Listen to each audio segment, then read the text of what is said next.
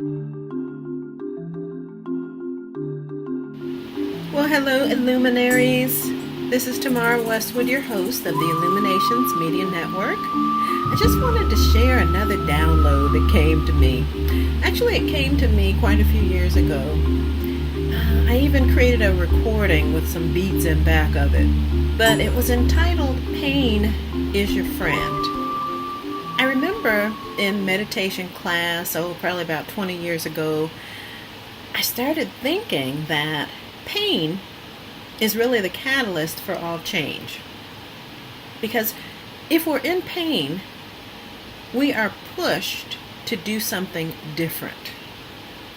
We are pushed to become aware of something that needs our attention. And in fact, any physical or emotional pain is indeed an indicator. It's something that was created through our development, our evolution, or our creative process, to where we become aware that something needs our urgent attention. It's kind of like an alarm.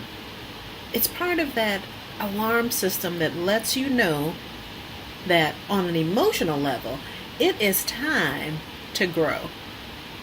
In the same way that physical pain warns you, emotional pain and its accompanying negative thoughts that usually look like fear are saying that you have found something offensive in the world, that something is making you uncomfortable.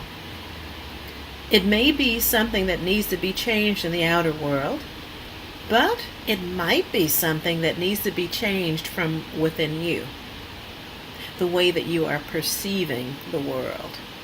Anyway, either way, it is an alarm system that, hey, something needs to be looked at here. Now, as you know, everything that happens to us in the world, in the outer world, is neutral. And it has absolutely no meaning until we give it a meaning. This is evident in all of the experiences, the religious beliefs, the political stances, the nationalities, the genders, the stages of life. No matter where you are in those categories, you are going to have a different perspective about any one thing or any one experience according to your station in life. So, by virtue of its purpose, our experience of emotional pain and the negative thoughts is pretty much automatic. It just happens through our autonomic nervous system. That unconscious part of us that's running things in the background. However, that prolonged suffering, that's the part that is a choice. You can't help but have the pain because, again, it is there to let you know that something needs your attention. But hanging out in it is all by choice. We can be self-righteous or own our indignation regarding whether the thing that offended us was an offense towards our character or our person or whatever it is, whatever our value system is. We can be self-righteous about our right to be offended, our right to be angry, our right to be holier than thou, if you will, and harbor some resentment. Or we can ignore it, allowing it to go underground, allowing it to seep into the fabric of who we are, allowing us to behave in passive-aggressive ways, getting back at people as if we are snakes, behind the back, underneath. It can also pop up out of nowhere when we are in a conflict with somebody. Something that just shows up like a pressure cooker that has exploded because of too much pressure. All because we did not manage it and maybe explore what was really going on. Because again, we do have a choice in the matter. So, with any pain, if you have cut your finger, if you have fallen and broken your leg, if you feel slighted by what someone has said or done to you, it needs your immediate attention.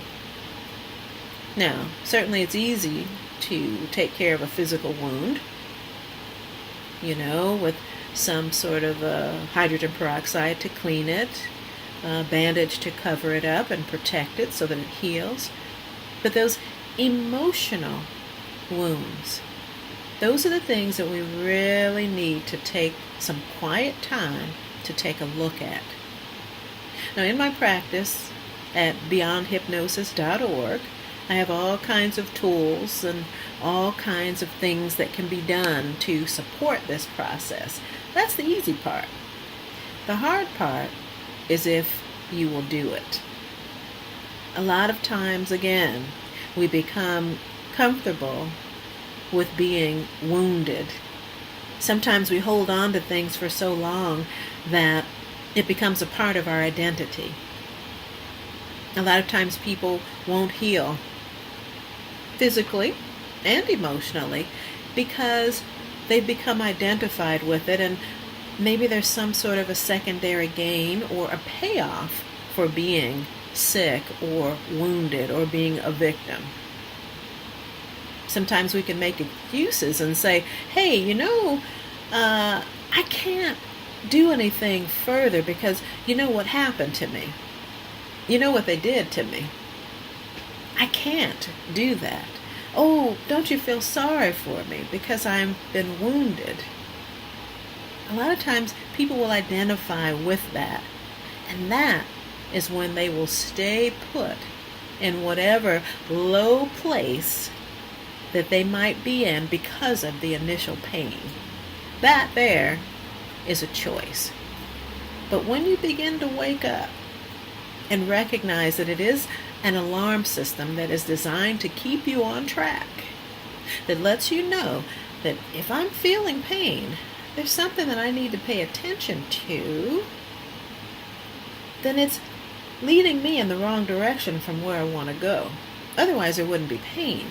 So let me take a deep look at what is going on with that pain. Why am I feeling pain?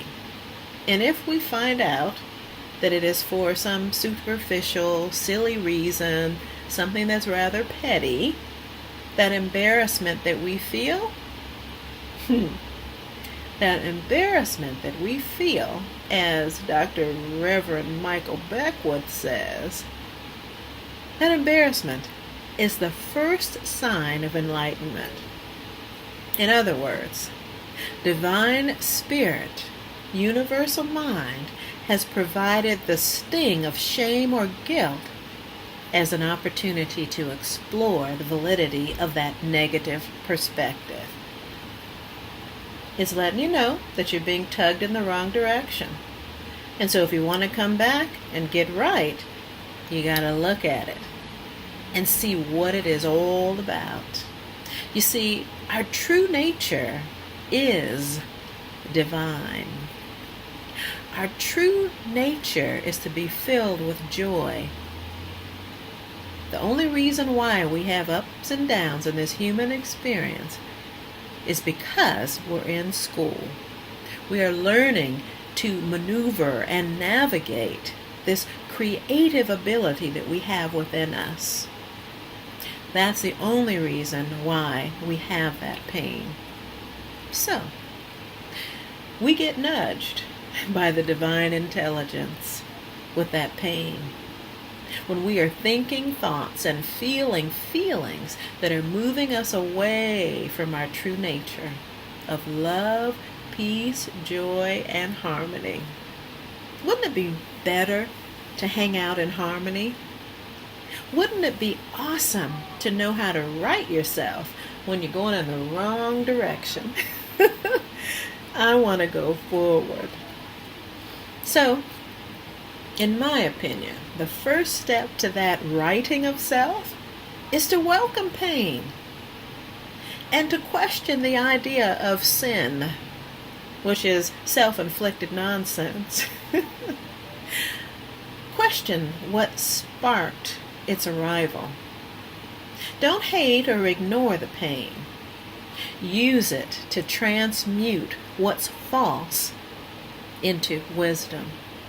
Yes, use it as a tool for your growth because it's been put there for a reason. It's been put there as part of your guidance system. Its purpose is to keep you in line, to keep you growing, keep you learning, keep you unfolding and evolving into the wonderful divine being that you were meant to be. To be safe, to be nourished, to be protected, to be guided. Well, you are, in fact, all of those things. And that suffering part, you don't have to agonize in it. You don't have to. Not anymore, now that you know what that pain is all about. So use it. Use it. Sometimes pain is there because it's time to make an adjustment in a relationship. Sometimes pain is there because it's time to change careers. Sometimes pain is there to let you know that maybe it's time to stop an unhealthy habit, to release erroneous ideas about yourself and the world. But it's always there to serve you. It's always there. So remember, pain is your friend. Embrace it. Listen to what it has to say, because it is divine. And as Dr. Drayvon James says, it's your birthright. It's your birthright to be free. And pain is oftentimes one of the first steps towards your freedom. Thank you for listening. Thank you for watching. And let me know if this helped you. And check me out at beyondhypnosis.org. And perhaps I can support you in utilizing the law of attraction and all the other universal laws on purpose, by design, and no longer by default. Peace and blessings until next time. And remember, as my grandma always said, get your head together first, and everything else will